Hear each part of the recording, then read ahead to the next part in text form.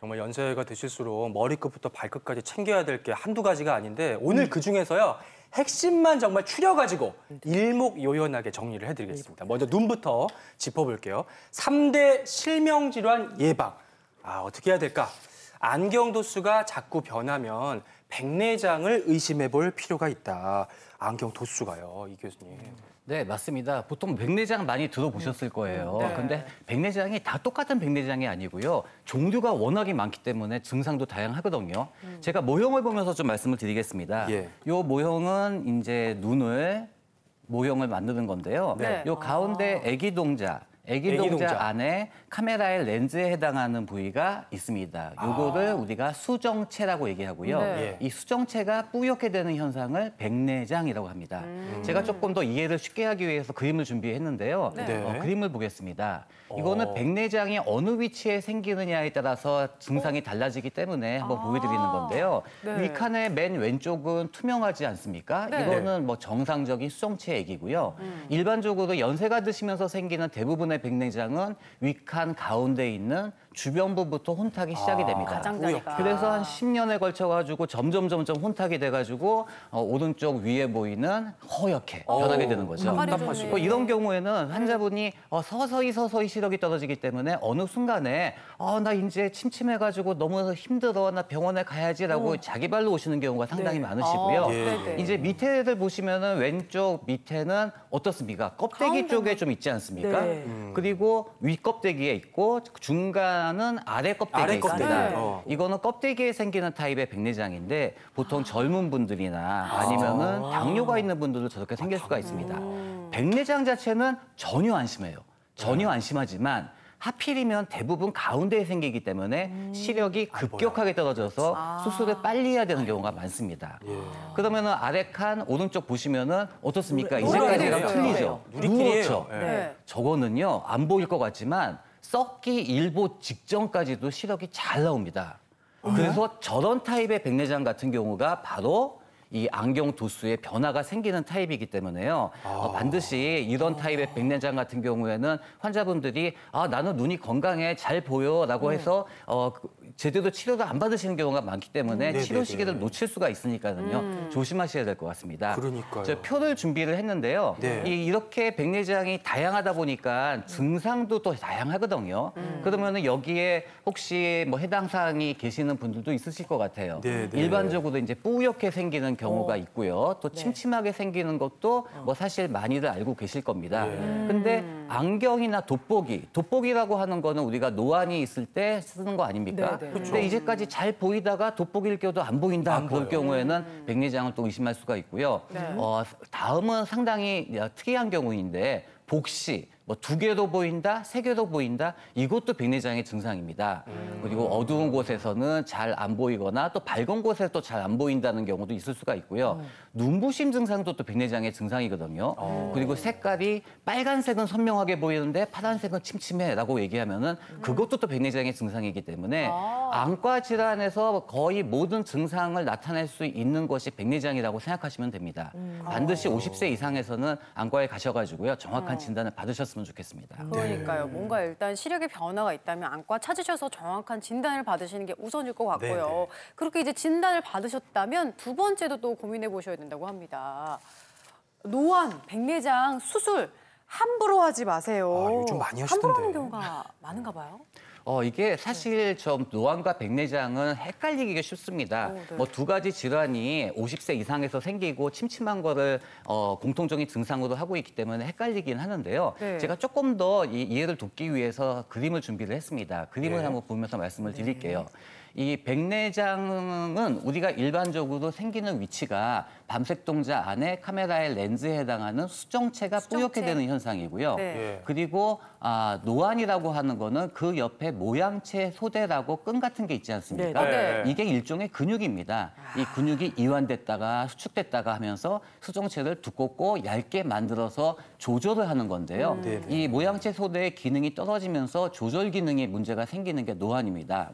근데 노안과 백내장을 얘기를 했을 때 많은 분들이 노안 수술도 있고 백내장 수술도 있는 거 아니야. 뭐 두 개가 전혀 틀린 수술이 아니야라고 생각하기가 쉬운데요. 네. 사실 이것도 많이 헷갈리기 쉽거든요. 그래서 제가 조금 설명을 좀 드리기 위해서 예. 사진을 좀 준비했습니다.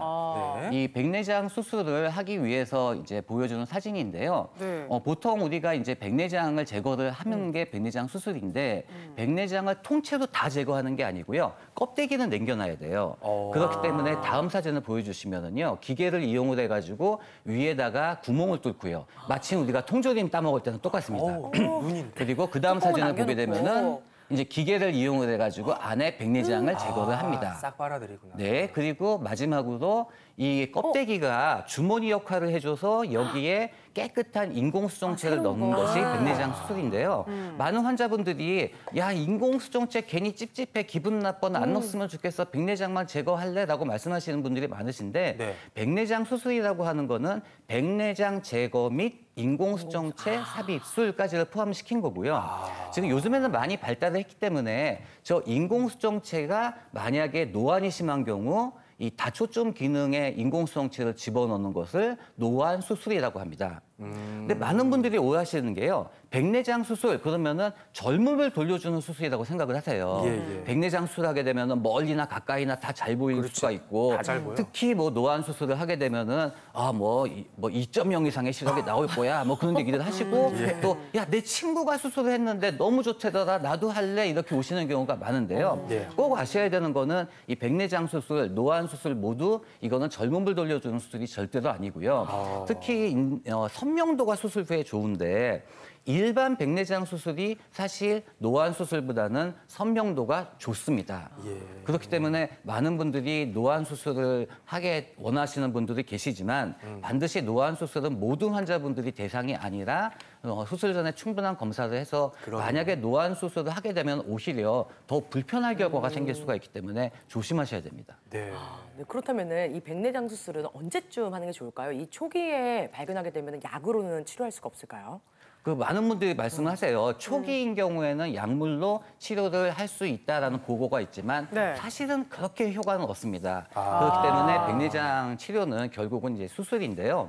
보통 우리가 한 10시, 11시에 늦게 아침밥을 먹었는데 뭐 12시에 누가 친구가 점심을 먹자고 그랬을 때 몇 킵니까? 안 먹히잖아요. 안 들어가죠. 예, 백내장도 마찬가지입니다. 백내장 수술 시기에서 제일 중요한 거는요.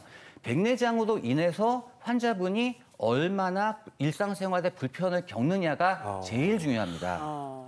어떤 분들은 백내장 어차피 누구나 생긴다며 어차피 수술한다며 어차피 한다며. 그러면 어차피 빨리 하면 좋은 거 아니냐. 네. 제가 아침을 먹은 다음에 어차피 배고플 거 저녁을 갖다가 지금 땡겨 먹을 필요는 없잖아요. 마찬가지입니다. 수술에서 가장 중요한 거는 만족도거든요. 그렇기 때문에 증상이 생겼을 때 반드시 수술하고요. 물론 눈 상태에 따라서는 의료진이 어떤 눈에 문제가 있기 때문에 수술을 빨리 하셔야 됩니다라고 얘기하는 경우가 있거든요. 이제 그런 경우도 의사가 수술했으니까 하래 이렇게 하지 마시고요. 내 눈이 어떤 문제가 있어가지고 왜 수술이 필요한지 정확하게 이해를 하시고 수술을 결정하셨으면 좋겠습니다. 저는 11시에 밥 먹고 12시에 밥 주면 잘 먹습니다. 수술은 그렇게 하면 안 된다는 거 명심해야겠고. 그다음은요. 이름이 굉장히 헷갈려요. 백내장, 여기는 녹내장. 혈압 높으면 시력 도둑. 녹내장을 조심하세요. 시력을 빼앗아가는 거예요. 녹내장이라고 얘기하는 거는요. 우리 눈 물렁물렁한 정도를 안압이라고 얘기하거든요. 그래서 안압이 올라가서 신경을 눌러서 죽여버리는 게 녹내장입니다. 아유, 무서워요. 그렇기 때문에 녹내장이 무서운 이유는 네. 초기 증상이 전혀 없고요.